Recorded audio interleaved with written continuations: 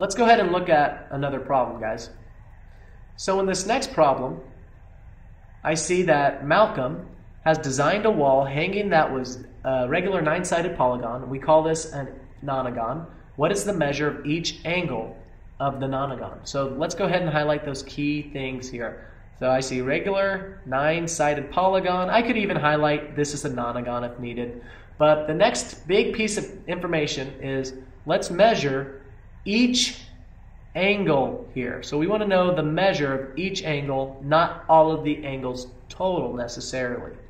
Now let's ask ourselves, is there a way that we can find the sum of all of the angle measures in this shape, or just find the measure of one angle in this shape? Well, one thing you could do is get a protractor out and start to measure the angles.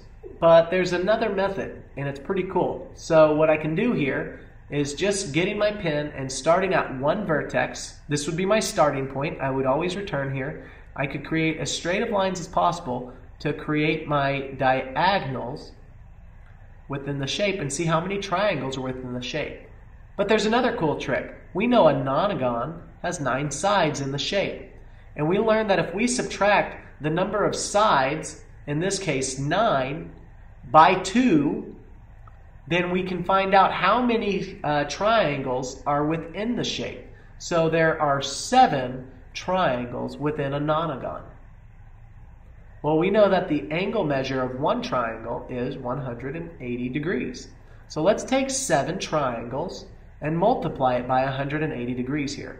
So 7 times 180 gives us a value of 1260 degrees. Well, another way of looking at this is saying, hey, you know what? If we added up all 9 angles, 1, 2, 3, 4, 5, 6, 7, 8, and also 9, if we add all of these up, they'll equal 1,260. So if I were just to take the measure of one of these angles, in this case this angle here, and multiply it by 9, I would get the sum of all of the angles, or 1,260. So 9 times, let's say this measure, or the angle measure here, is m. So 9 times m is equal to 1,260 degrees. So this is pretty neat because we can find the entire sum of all the angles in this nonagon. But does that answer the question? Is 1,260 degrees answering the question for each angle measure in the nonagon? No, it's not. What we have to do is find a way to find out what the measure of just one angle is, or what m is equal to.